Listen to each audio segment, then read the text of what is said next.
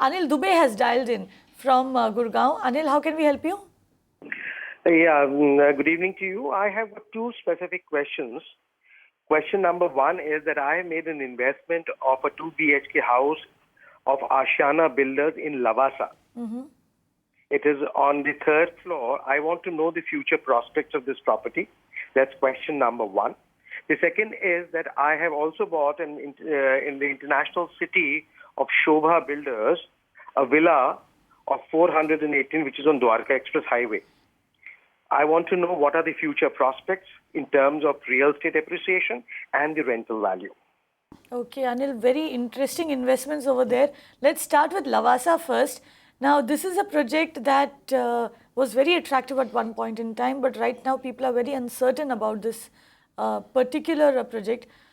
How do you look at it, Ashutosh? Long-term investment?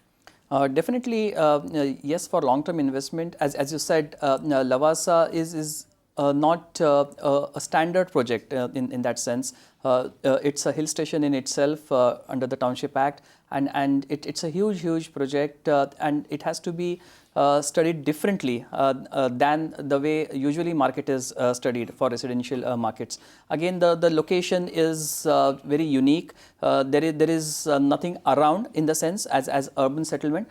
Plus, senior living as a typology or as an asset class within the residential is also unique. India doesn't really see too many new launches of senior living happening. It's a very specialized asset class. So but Ashutosh, correct me if I'm wrong. Lavasa, when they started out, they also were offering the prospect of regular rentals. They said that you could buy something and there was the option of renting it out. Is that an option that is still open? Can he take advantage of that? I think the option is still open. Only thing is because we don't have historic data to base our assessment, because both Lavasa-like projects, because they are very few, and the senior living as an asset class also is an emerging specialized asset class. I think a trending analysis is very difficult to make.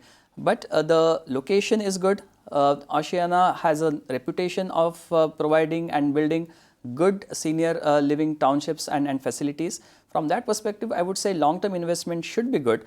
But in terms of how much appreciation one can fetch, etc., very difficult to tell at this moment. We have to see a minimum base for this sector to first attend to before we can do that analysis. His second project though, which is Sobha International City. Yeah, Dwarka Expressway, that is something which is easier to decipher.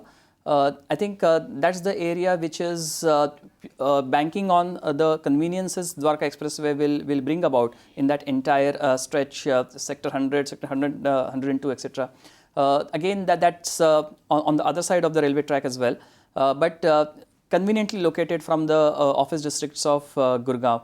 So location-wise, no problems, but Gurgaon, like many other parts in NCR, is seeing a lot of supply. So that way, I think in the near term, say 2 or 3 years, the appreciation will be quite modest. After that, one can expect somewhat steep climb in price appreciation. So I would advise him to wait for 3 more years and then book the profits. Right, and those are the prices of Dwarka Expressway, averaging around 5,089 rupees per square foot. The graph is trending down, but Anil, I don't think that should really worry you too much, because now what we've heard on the channel is that work on the Dwarka Expressway has started. So say give it another year or so, and you probably just see that trending up from there, going up from there. So there you have it. So would you recommend that he holds on to both the projects, and the Gurgaon one for the short term and Lavasa for the long term? Is that what you're saying? Yes.